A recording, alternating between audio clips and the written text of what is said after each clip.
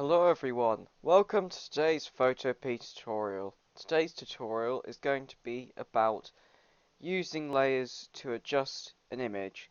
So without further ado, let's get started. And a quick note, some of these don't really have much going on about them, so they will be coming at you pretty fast, so make sure to pay attention. So let's get some quick things out of the way. There are three ways to add adjustments to an image. Go to image and click on adjustments, and as you see you get all the options. And then if you go to layer, new adjustment layer, you get all the same options. And then if you go down here to this little half circle, you also get all of the options. However, for this video, for simplicity's sake, I'm going to use this one up here in the layers panel. So the first thing is brightness and contrast. There's not really much going on with this, it's fairly simple, but if you increase the brightness, it'll make everything just a little more defined, but you've got to be careful not to completely obscure things in the background.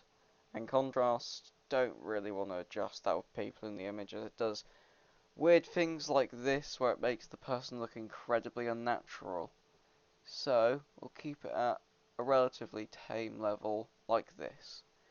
So, next adjustment layer, levels. Levels are basically making your image more white or making your image more black. Both of which can be helpful, but one extreme doesn't seem to be that helpful for this. Well, both don't seem that helpful, but the image could do with being ever so slightly darker. As you can see, if it was just this, it would look unnatural, but combined with the brightness and contrast, it's already creating some strong improvements. So, next adjustment, curves. The same as levels, but a bit harder to get a hang of, but overall a teensy bit more flexible. However, we'll keep levels and curves at the same place, just because I've already used one, so let's turn that off. And quick note, if you press the eyeball here, it'll turn a layer on and off. For example, this background here. So let's move on to exposure. Exposure, all of these three things do mostly the same thing. They make an image more black or white. That was exposure. This one's offset. Offset's a little more tame, but still not great for this image. And gamma correction is possibly the most extreme one. So we're going to keep all of these at their basic level.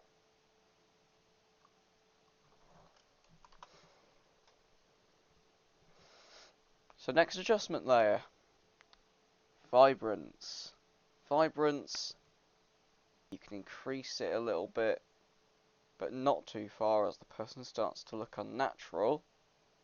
But if you decrease the vibrance, the image looks a little black and white, apart from some of the really bright stroke really dark colours.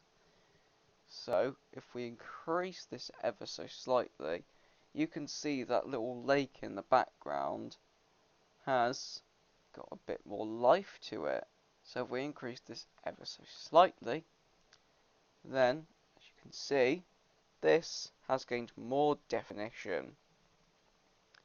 Saturation, again, never do this with people in the image unless you want to create a graphic effect of some sort. So, overall, starting to see some substantial improvement already. Let's go back to the start. The image looks a little more lifelike and a lot less washed out, and we're still barely getting started. Hue, saturation, not really going to touch this one, just going to say it can do some wacky stuff, and it can be great for graphic effects. I'll just demonstrate all three of them here.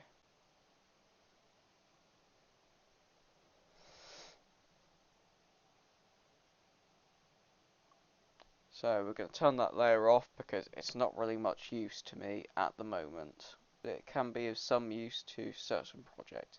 Color balance, if I will use this, but it is a very niche one.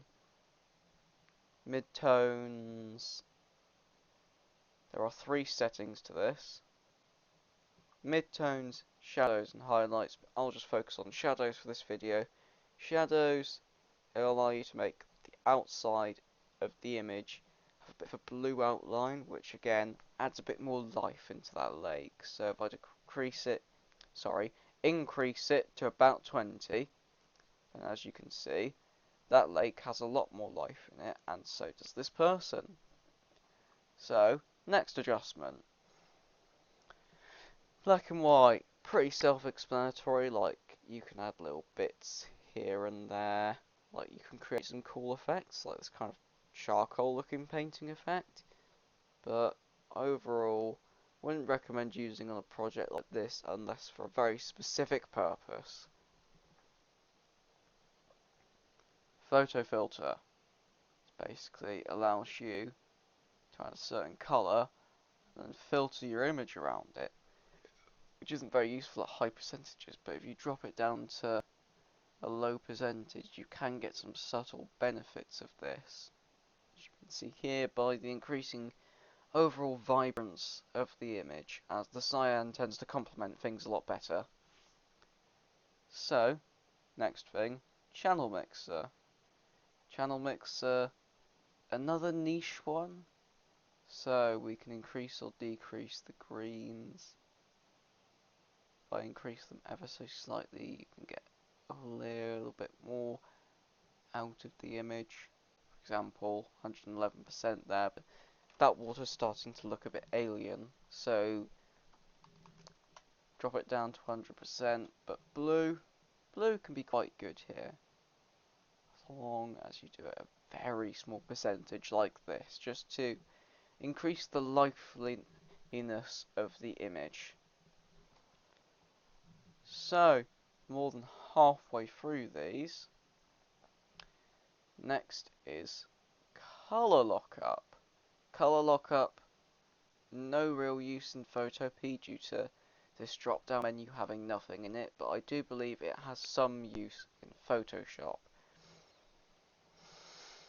So, invert. Invert's a fun one. It can be used for cool graphic effects like this if combined with other tools, because that hair looks pretty cool, but no real use for the type of image we're trying to edit here. Posterize. Again, mainly for graphic effects, but you've got to be careful. Anything beyond like the 30s basically does nothing to your image, so you want to keep it below 30, and it can create some quite cool effects as long as you don't let it get too out of hand. However, that's not very useful to my image. Next is threshold. Threshold, black and white, but you have a little less options. So, really, nothing much.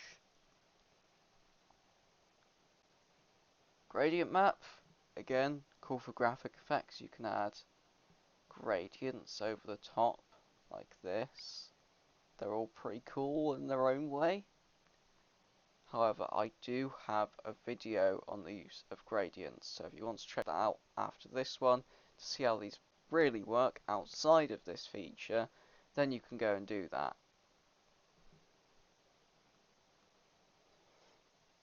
So we're getting towards the last 2 adjustment layers. So first is selective color. This does almost nothing. It's very subtle, as you can see here.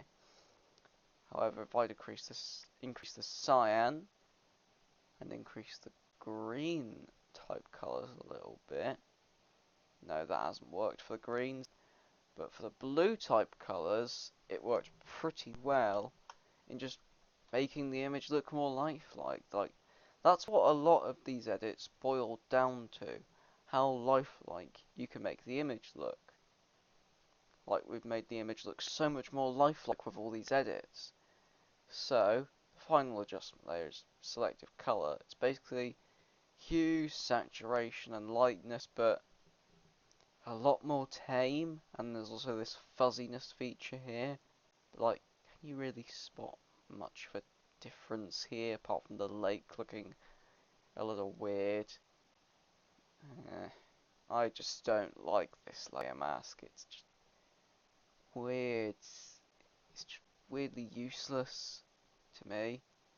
So if we deselect all these, so as you can see, out of all of these, we've only really used half of the layer masks, which just shows how niche some of them can be, but also how useful some of them can be. Like, if we remove all these layers, you can see how much more vibrant and lifelike the image is.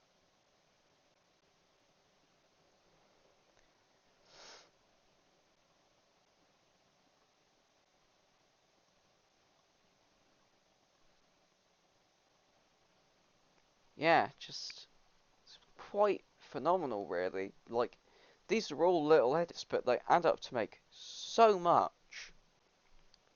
So, that about concludes this video.